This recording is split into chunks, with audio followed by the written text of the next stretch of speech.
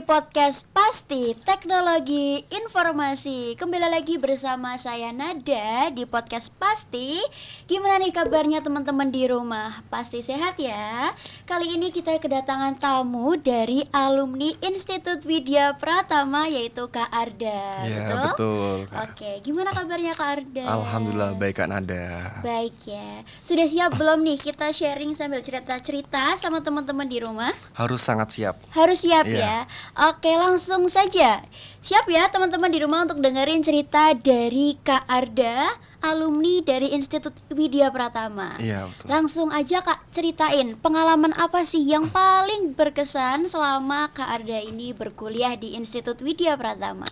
Oke baik. Untuk pengalaman paling berkesan tentu aja saya diberi banyak pengalaman oleh Institut Widya Pratama.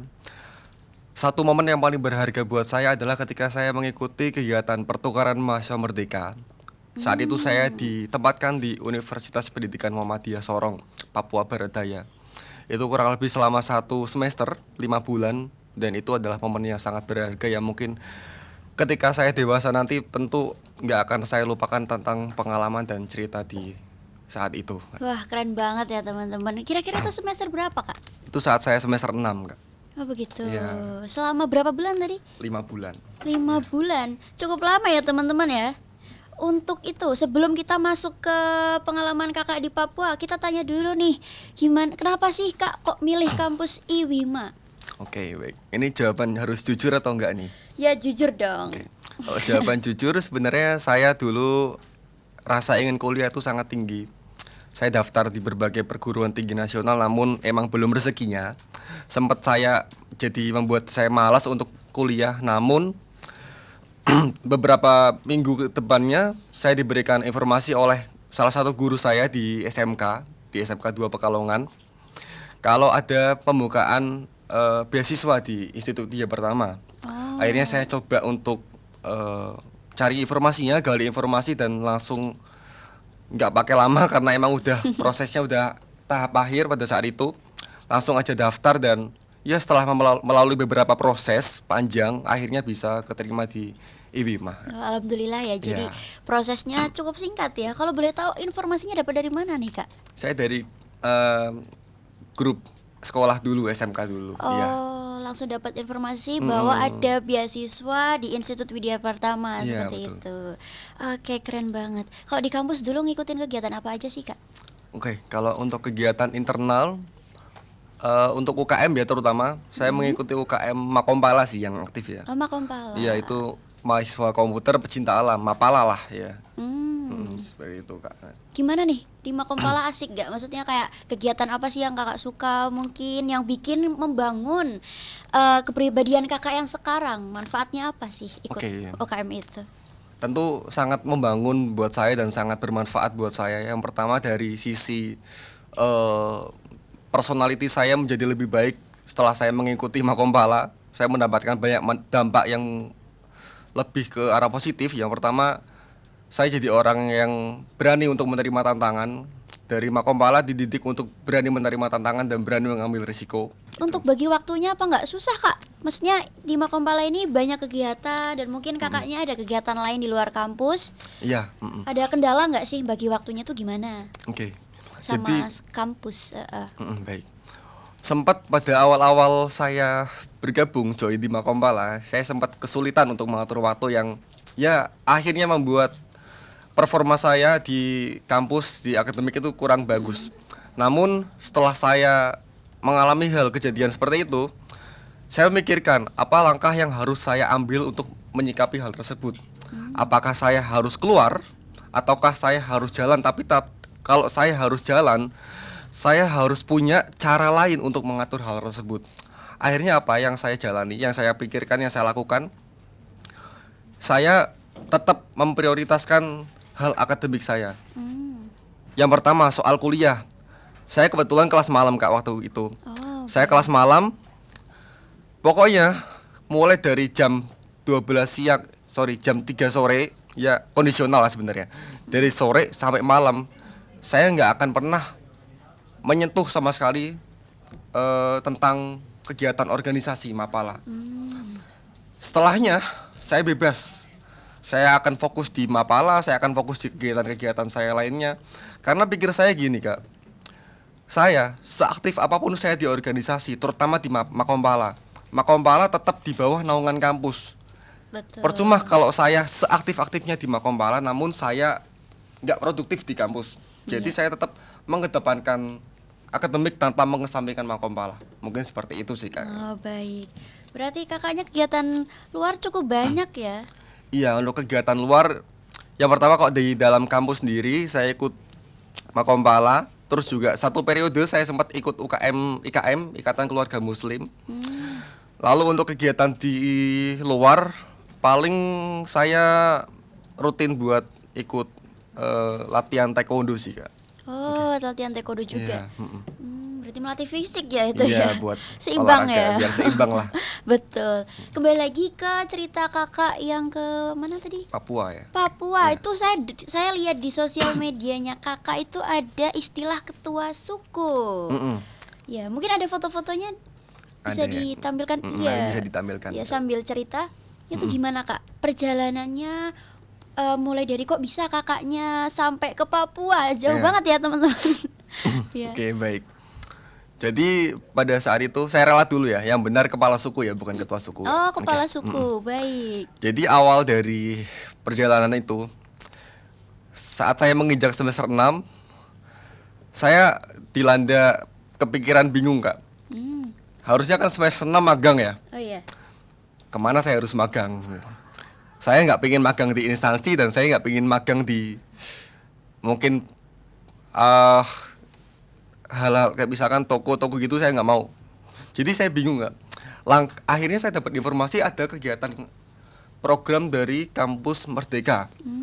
Pada saat itu udah banyak. Saya tertarik 3 program. Yang pertama kampus mengajar.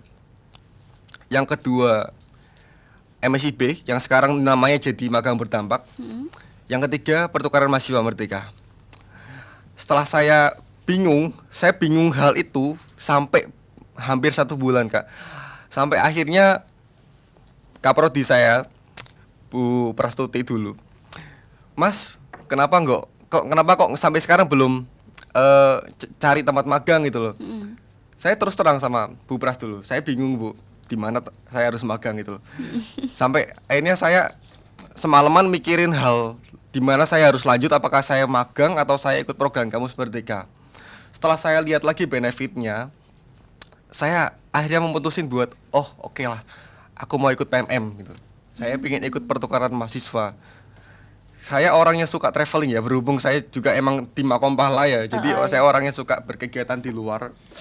Dan kepikiran saya gini Kak Nadia, Papua itu ketika saya misalkan sendiri harus berangkat ke Papua, tentu harus punya uang yang banyak, kosnya udah tentu mahal gitu loh. Iya, betul.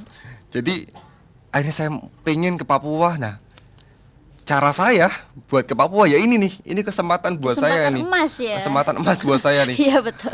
Akhirnya saya coba daftar pertukaran mahasiswa Merdeka. Pilihan pertama saya langsung di Universitas Pendidikan Muhammadiyah Sorong. Yang kedua di Universitas Musa Mus Merauke. Dua-duanya di Papua. Karena saya pengen apa? Saya pengen menginjak tanah Papua. Saya pengen menginjak tanah Papua yang katanya surganya Indonesia. Ya, Saya pengen betul, lihat secara langsung nih, terutama Raja Ampat kan. Iya. Ya. Akhirnya saya mutusin buat daftar di PMM di Unimuda Sorong itu. Setelah melalui beberapa proses ya, syukur alhamdulillah saya bisa keterima ya. Yang daftar pada saat itu di Unimuda Sorong itu sekitar 15.000-an orang. Itu cuman yang daftar di Unimuda Sorong ya Kak, yang seluruh Indonesia pada saat itu. Dan yang keterima cuman 284 mahasiswa dari 155 perguruan tinggi se-Indonesia. Keren banget ya. Gitu. Jadi itu pada tahun 2024 kemarin bulan Januari ya.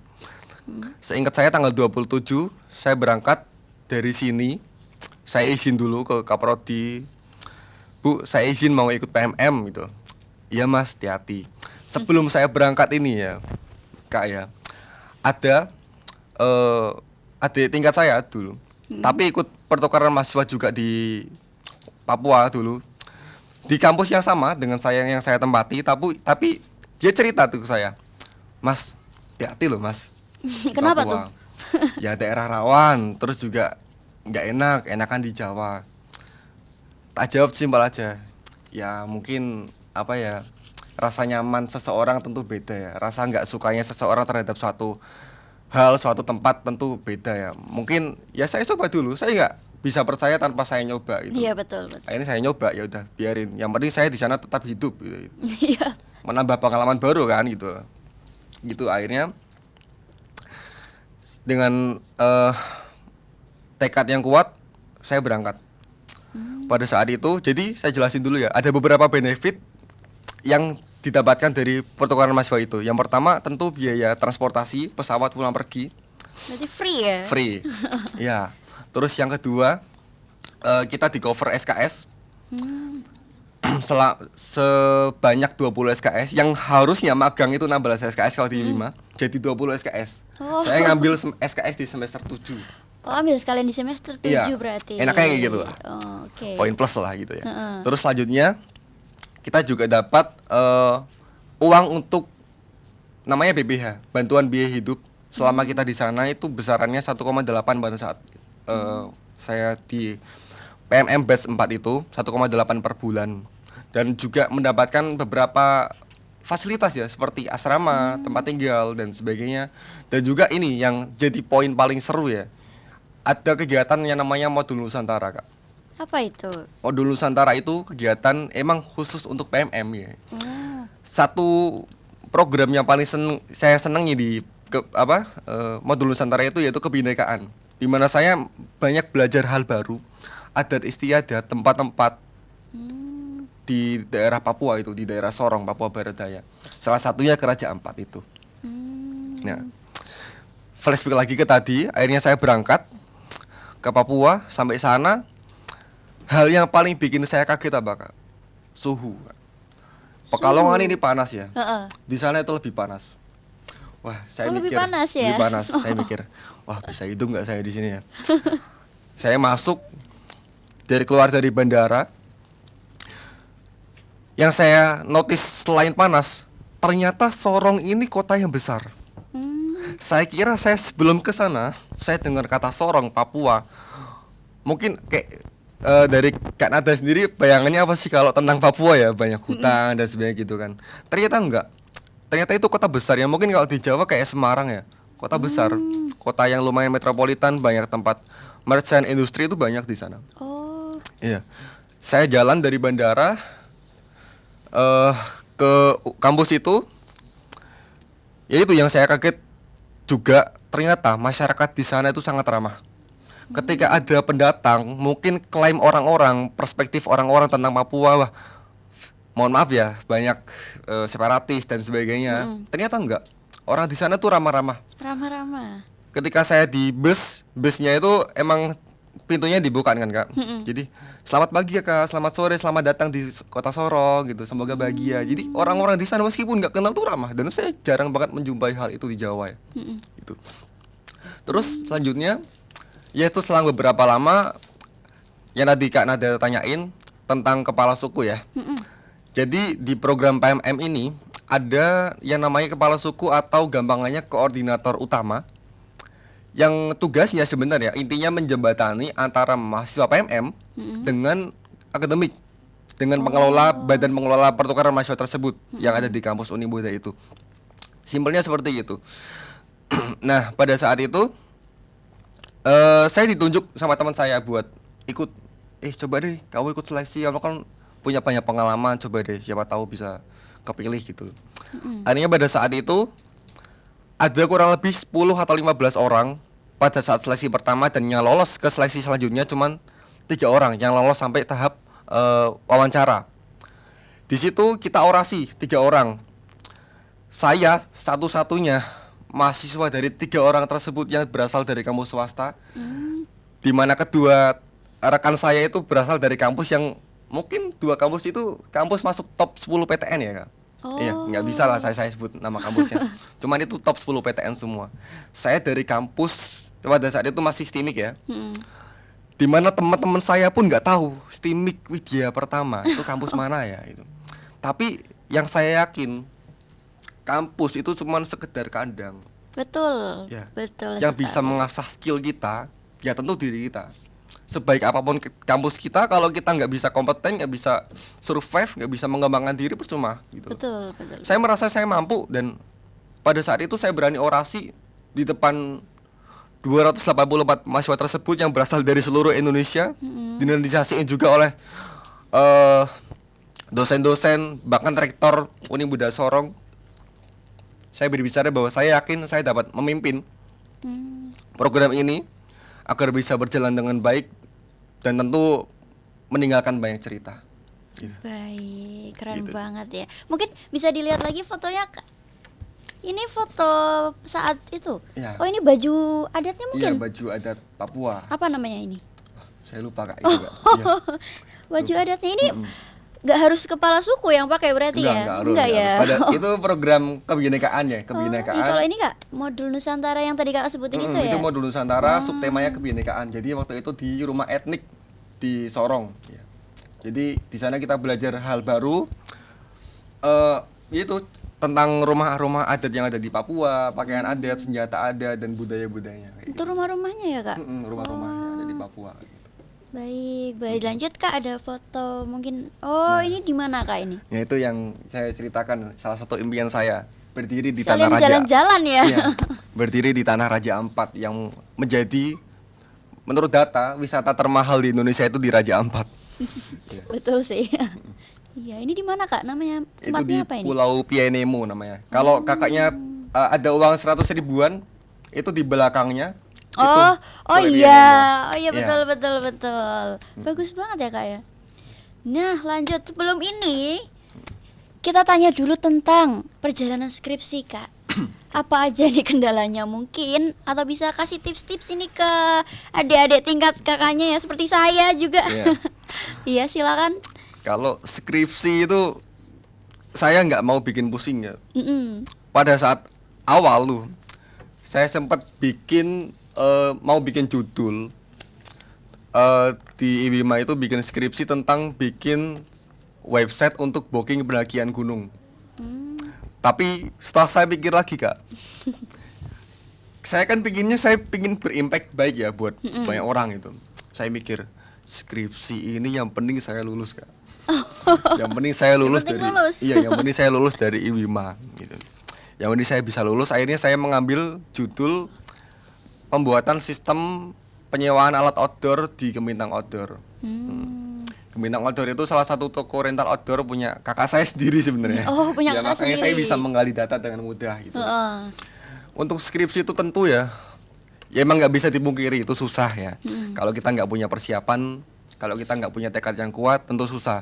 Sebenarnya yang bikin kita susah buat skripsi, mungkin kalau bisa lihat beberapa contoh ya, nggak mungkin saya sebut orang-orang yang mungkin kesulitan di skripsi. Sebenarnya hal yang paling menghantui itu malas Kak. Betul Iya, sih. rasa malas. Malas ya. Saya pernah sendiri ngerasain ketika saya selesai bimbingan, dosbing ini ngasih arahan ke saya pun saya bingung sebenarnya Kak. Ini saya paham tapi saya nggak tahu ya apa yang harus saya lakuin. Tapi ternyata setelah saya telisik lagi, itu ternyata yang namanya rasa malas. Jadi rasa malas itu nggak cuman bisa disebut dengan kata malas gitu. Kita berpikir kalau kita nggak bisa, kita berpikir kalau kita nggak mampu ngerjain satu hal, ternyata itu juga bagian dari rasa Termasuk malas. dari malas ya. Iya. Nggak mau belajar ya. Betul. Ternyata apa? Setelah saya duduk di rumah, di kamar, ngerjain, buka laptop, akhirnya ketemu gitu loh. Akhirnya ketemu. Jadi ya emang kita harus lakuin dulu.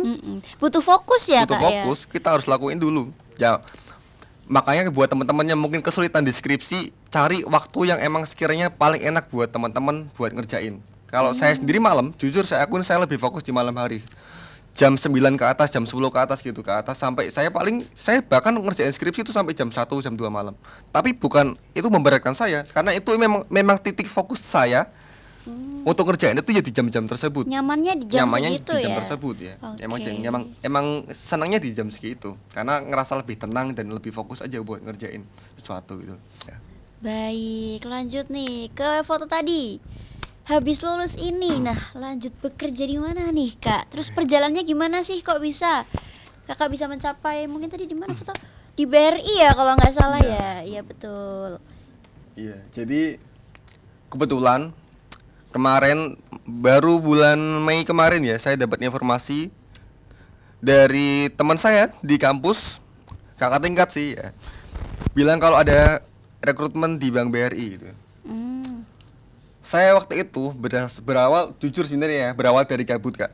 Oh, gabut. Saya lagi main ke salah satu kafe yang ada di Batang. Terus sebenarnya ya kak, ini sebenarnya agak bukan aib sih, tapi kayak apa ya? Tapi ini ternyata fun fact ya. Saya itu setelah saya menyelesaikan skripsi, percaya nggak percaya kak, tiap saya main saya selalu bawa amplop coklat yang berisi lamaran pekerjaan dan CV saya. Begitu. Bahkan saya main ke rumah teman, ke kafe pun saya selalu bawa. Iya, saya selalu bawa amplop coklat. Saya beli amplop coklat itu banyak. Saya selalu simpan di tas saya dan selalu saya punya softfile lamaran dan CV yang ada di handphone saya yang tinggal saya print. Saat itu juga udah bawa ini, ngapain, tinggal saya drop aja kan. Betul. Saya drop ke kantor BRI, pada saat itu Bank BRI kantor cabang Batang. Karena pada saat itu saya mainnya di Batang kan. Oh iya. Ngiseng aja, terus tiba-tiba sampai rumah besoknya saya dimasukkan ke grup nih, calon kandidat Bank BRI Regional Semarang. Loh, apa ini itu? Terus akhirnya saya ikuti dong beberapa prosesnya. Ya itu berawal dari gabut itu, akhirnya saya ikuti. Yang pertama ada interview cabang itu di Batang sendiri. Terus selanjutnya ada interview Kanwil itu di Regional Semarang, di kota Semarang ya. Terus setelah itu ada apa lagi ya?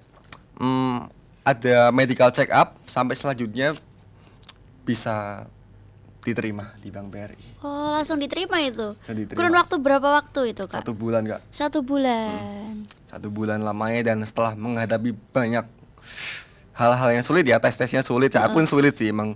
Dan setelah bisa bilang bersaing dengan berpuluh-puluh orang, bahkan ratusan orang ya di BRI pada saat itu, bahkan hampir saya sendiri di Pekalongan ini, di tempat saya di Bank BRI Batang, cuman saya yang berasal dari kampus swasta. Ada satu lagi dia dari Universitas Pekalongan.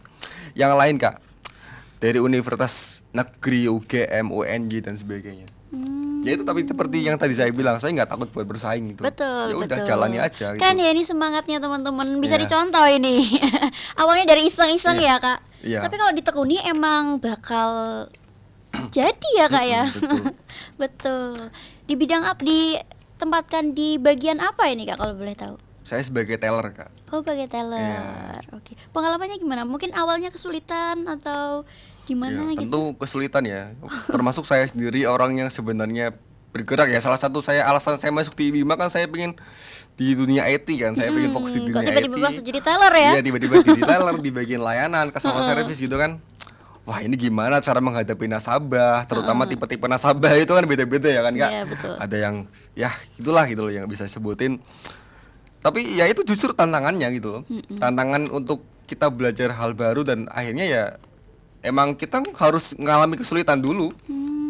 Ketika kita cobain hal baru, gak mungkin kita langsung mudah, dan gak mungkin kita langsung bener tanpa salah, itu gak mungkin. Betul. Ada pembelajarannya dulu Ada ya. pembelajarannya Proses dulu. ya.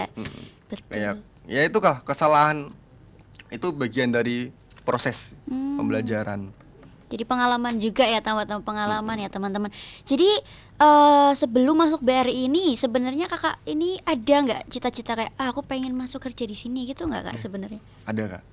Saya tuh fokusnya di UI UX design sebenarnya. Di UI UX design interface itu saya pengen jadi seorang yang desain website, desain aplikasi. Ya emang sebenarnya saya fokus di situ. Saya sebelum PMM kak ikut kegiatan studi independen itu di startup kampus. Itu saya ngambil juga, itu salah satu program juga dari Kampus Merdeka. Saya ngambil UI UX design tracks. Ya itu di situ lah saya akhirnya bisa memilih, saya pengen fokus di sini nih. Nah itu lah, tapi ternyata ya Tuhan berkehendak lain gitu loh. Akhirnya saya ya jalan yang ada sekarang saya di Bank BRI. Syukuri dan dijalani, Iya, jalani kebetulan sekali. Mungkin keberuntungannya di situ ya Iya, kak di ya. situ. Tapi happy ya Happy, masuk Kak. situ. Oke. Happy dong. Oke, selanjutnya nih harapannya apa sih kak untuk kakaknya sendiri ke depannya, dan juga mungkin untuk Iwima? Oke. Untuk harapan pada diri saya sendiri. Saya berharap saya tetap jadi seperti ini. Kalau bisa lebih baik tentulah. Saya berharap saya tetap jadi orang yang tahan banting ya. Bisa melalui beberapa proses, bisa ngelakuin apa aja, bisa belajar banyak hal baru, bisa survive ke depannya. Terutama ya semakin tahun tentu semakin berat untuk tantangannya ya dalam menjalani kehidupan. Makanya kayak kita sendiri, terutama kita kuliah ya. Kuliah kalau kita modal sekedar kuliah, masuk kelas, pulang, masuk kelas pulang, tanpa kita survive sendiri, dan tentu kita bakal kesulitan. Saya soalnya mengalami hal itu sendiri, Kak. Kalau kita sekedar kelas, setelah habis itu pulang, ya udah kita susah gitu loh. Tapi kalau kita mau berkembang, kita mau belajar sendiri, kita mau otodidak, mau cari hal baru, kita cari passion kita sendiri, ya tentu kita bakal dapat itu. Karena kuliah itu bukan kayak sekolah. Karena kalau kita nggak punya passion sendiri, kita nggak punya keinginan dan tekad yang kuat, ya kita tetap akan susah. Betul. Harapannya untuk Iwima nih? Tentu ya, harapan buat Iwima, alma mater kebanggaan saya yang sudah saya bawa sampai tanah Papua nih ya.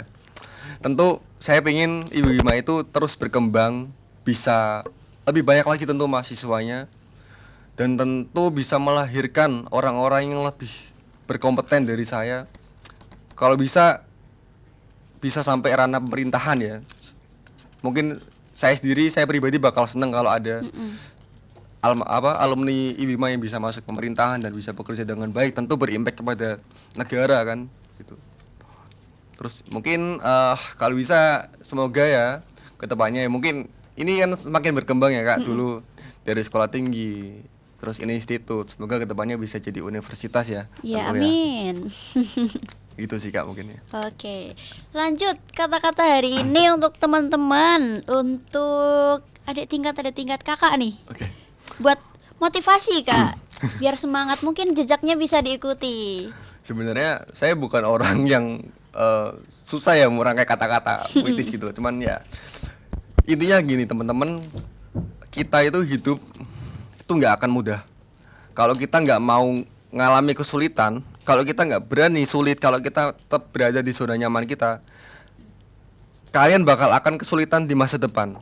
Lebih baik kesulitan di masa sekarang. Karena faktanya gini kan, secara lapangan gini, mungkin kita masih sebagai mahasiswa, kita masih ya gampangannya kita masih dirawat sama orang tua lah.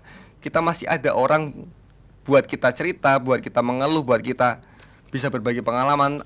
Intinya masih ada orang yang bisa melindungi kita. Tapi lihat coba ketika misalkan kita sudah dewasa dan kita nggak mau survive, kita nggak mau sulit dulu di masa sekarang. Kedepannya pasti kita lebih kaget menerima hal itu, dan mau nggak mau, suka nggak suka, ya kita harus jalani kehidupan. Intinya jangan mudah nyaman akan suatu hal yang sudah teman-teman dapatin.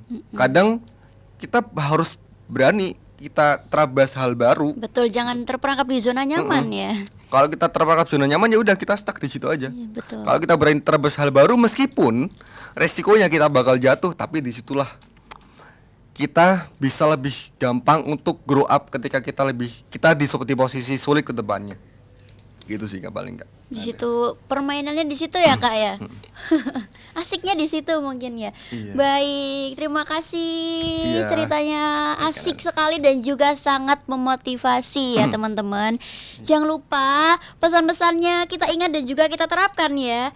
Pengalaman dari Kak Arda ini yang mungkin sudah cukup banyak pengalaman selama beberapa semester ini ya. Iya, Kak. Betul, apalagi sudah mulai masuk di dunia kerja, tentunya banyak tantangan. Iya, challenging ya. Iya, challenging, betul. Terima kasih ya teman-teman udah bergabung bersama kami, sudah nemenin kami selama mungkin 30 menit ya Kak ya.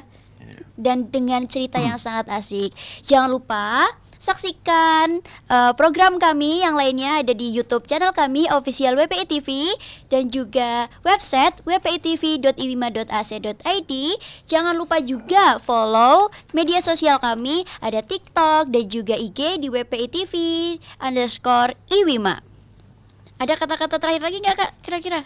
Kata-kata terakhir, pokoknya tetaplah jalani hidup dengan semestinya dan teruslah untuk berusaha. Asik, sampai jumpa teman-teman. Terima kasih. Wassalamualaikum warahmatullahi wabarakatuh.